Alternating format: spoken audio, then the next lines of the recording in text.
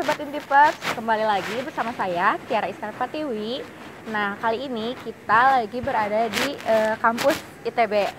Nah, kali ini kita akan berbincang-bincang dan ngobrol lebih dalam mengenai jurusan teknik sipil ya Kang. Ya. Nah, tapi sebelumnya mungkin Akangnya boleh perkenalkan diri dulu Kang. Oke. Ya, aku Anggir Aldi Pratama, panggilannya Aldi dari jurusan Teknik Sipil Institut Teknologi Bandung. Nah, baik. Mungkin langsung aja ya, Kang. Nah, pertama-tama nih, Kang. Sebetulnya apa sih secara garis besar yang dipelajari di jurusan teknik sipil ini? Oke. Teknik Sipil itu mempelajari bagaimana cara kita untuk menjadikan sebuah infrastruktur itu menjadi bangunan atau menjadi sebuah infrastruktur yang utuh. Jadi kita membuat dari sebuah desain yang mungkin sudah didesain oleh arsitektur atau gambar-gambar teknik yang lain menjadi sebuah wujud nyata dalam bentuk infrastruktur. Baik itu secara bangunan yang ada di darat, di laut, atau di macam-macam tempat yang ada. Oke. Nah, biasanya nih, Kang, kan kalau satu jurusan itu suka ada mitos-mitos atau pandangan stereotip dari yang lainnya gitu. Nah, kalau untuk jurusan teknik sipil ini, apa sih mitos-mitos yang dilayangkan ke jurusan ini gitu, Kang? Oke. Teknik sipil itu biasanya susah ngitung sih, susah, dan itu membuat orang-orang kadang stres sendiri karena semua pelajarannya ngitung. Oh iya, dan biasanya orang-orang salah kaprah karena sebutannya sipil, kita bukan seperti PNS ya, pegawai negeri sipil. Sipil itu disebut sebagai sipil karena dekat akan masyarakat. Nah, jadi pekerjaan-pekerjaan yang kita lakukan itu sebenarnya dekat dan berdampak langsung ke masyarakat. Seperti kita membangun sebuah rumah sakit, membangun sebuah sekolah. Hal itu kan dekat juga ke masyarakat ya. Oh iya, jadi udah diluruskan ya, Kang? Ya. Nah, selanjutnya nih, Kang. Kan biasanya kalau di setiap jurusan itu ada konsentrasi atau penjurusan. Nah, untuk di jurusan teknik sipil ini sendiri, sistem penjurusan atau konsentrasinya itu bagaimana, Kang? Oke. Di sipil itu ada 5 kelompok keahlian. Di sini nyebutnya KK. 5 kelompok keahlian. Yang pertama itu struktur. Bagaimana akhirnya kita fokus kepada struktur bangunan. Ini mendesain dan menghitung faktor safety dan keamanan yang ada. Lalu yang kedua geoteknik itu tanah. Dimana akhirnya fokus ke tanahnya. Kalau di tanah bangunan pondasi bawah akhirnya. Bangunan bawah, struktur bawah. Kalau yang ketiga transportasi, ini juga terkait infrastruktur penunjang yang ada di transportasi. Macam-macam analisis transportasi juga dilakukan.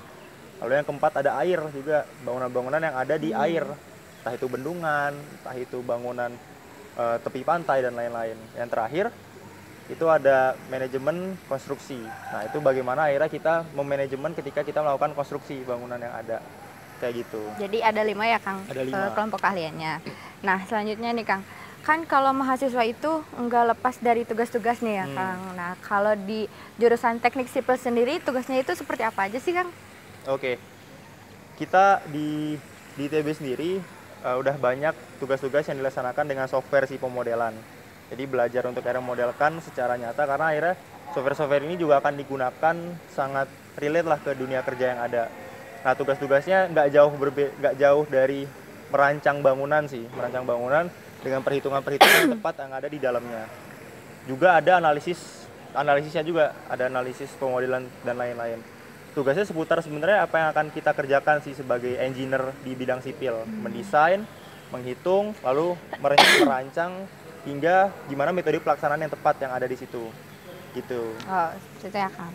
Nah, kalau Akang sendiri nih punya dosen atau mata kuliah favorit nggak, Kang? Boleh di-sharingkan kepada Sobat Intipers. Ya, saya salah satu yang mengambil kelompok keahlian transportasi, karena menurut saya transportasi sangat tidak akan pernah berhenti. Sama sih sebenarnya di bidang-bidang yang lain juga, tapi saya suka karena ini lebih ke sosial lagi, lebih ke sosial, gimana analisis dari orang-orang yang ada di sana.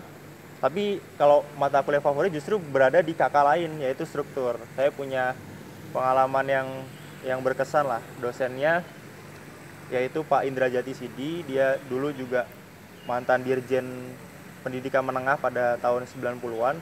Nah, beliau ketika mengajar tuh sangat powerful lah. Dia sangat menginspirasi kita. Dia melepaskan, oke, kita nggak perlu textbook, kalian dengerin, kita belajar bersama dan segala macamnya.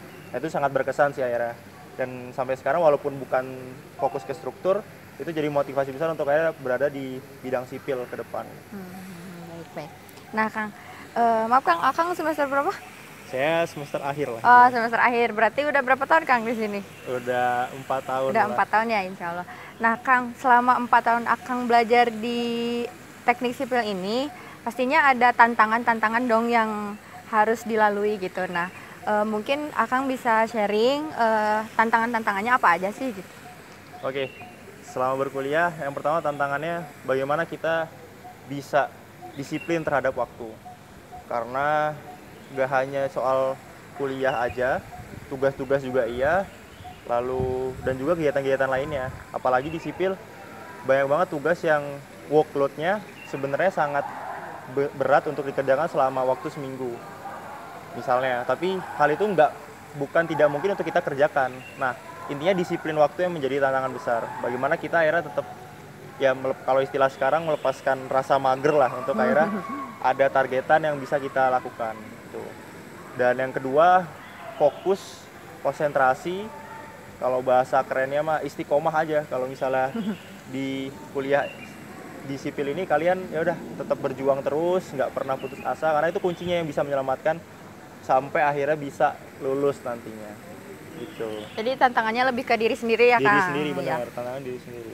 Nah, kalau misalnya sebaran alumni dari teknik sipil ini, Kang biasanya kerja di mana aja sih? Atau mungkin prospek kerja dari teknik sipil ini ke depannya seperti apa? Oke, sipil ada 3 bidang utama yang menjadi lapangan kerja ya. Yang pertama di kontraktor, ya kontraktor banyak, ada kontraktor BUMN, kontraktor multinasional, atau bahkan kontraktor lokal ya, atau swasta. Nah ini biasanya sebagai pelaksana teknis.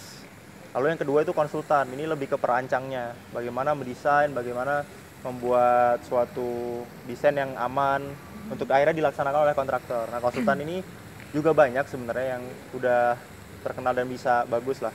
Lalu yang terakhir itu di pemerintahan, atau kita biasanya nyebutnya di owner, pemilik usaha.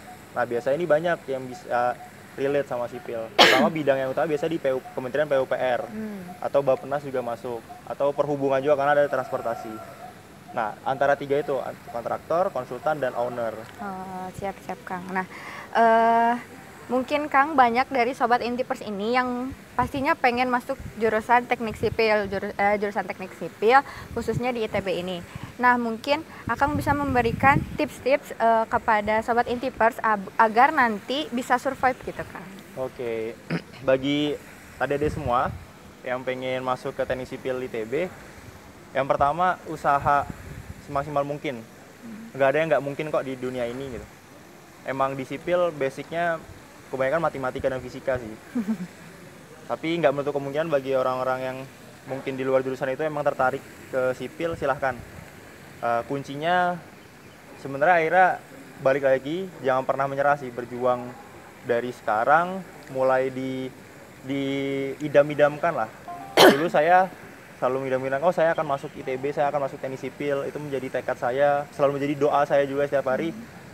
Coba adik-adik juga menjadikan itu hal yang sama, insya Allah nggak akan jauh kok cita-citanya dari hal itu, kayak gitu. Nah, terakhir nih Kang, mungkin harapan atau rencana-rencana Akang ke depannya itu seperti apa sih? Oke, kalau dari saya ke depan setelah lulus saya akan mengambil juga bidang sipil, dan kalau saya lebih ke arah bagaimana bidang yang saya geluti ini bisa menjadi kebermanfaatan bagi masyarakat sekitar. Saya pengen nantinya ke depan bisa menjadi pemimpin-pemimpin di daerah juga untuk membangun daerah saya. Saya juga pengen menerapkan sebanyak mungkin ilmu saya untuk akhirnya bisa membangun Indonesia secara merata. Mantap nih.